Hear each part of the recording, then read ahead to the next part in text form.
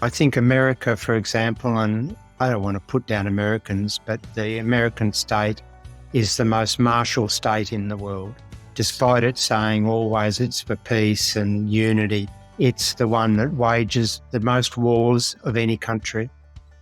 Russia's an evil beast in that sense, but America is a scale above that. And you see the way the Americans behave towards the Gulf, and the Gulf are not angels, but America will defend their capitalist wealth interests with war at the drop of a hat.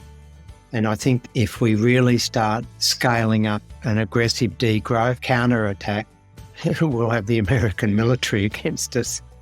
And I just can't see a way around that yet. I'm still thinking about it, whether there are pathways that we could take that don't involve conflict. And the other problem, of course, I've given talks on this problem, is that social change is typically evolutionary. It's slow.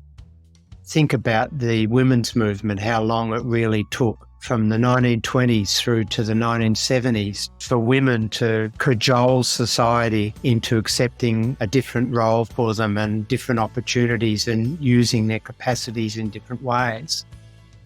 So social change takes a really long time, and it probably should because it's complex. But climate change is not, and I think the evidence is increasing that it's not slow changing. The tipping points are probably already passed. So I don't think we've got time from an ecological point of view, even if we could achieve the relevant social change and enter a non-mass consumption, service-oriented, people-first future. That'll take time, even if it was possible.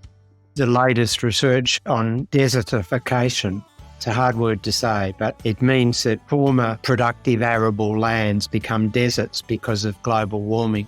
And there's strong evidence that the food bowls of Europe are going to become deserts and unproductive very soon because the flora can't adapt quick enough in a biological sense to the changing temperatures.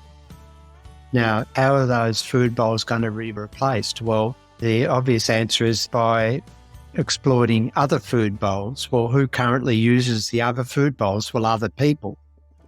So you can easily envisage a battle over shrinking food bowls in the world, and that battle will be obviously won in the short run by those with the most military might, and it's not going to be poor nations in Africa or South America. It's going to be wealthy nations in North America and continental Europe. So these are the sort of things that I'm trying to work through and think about.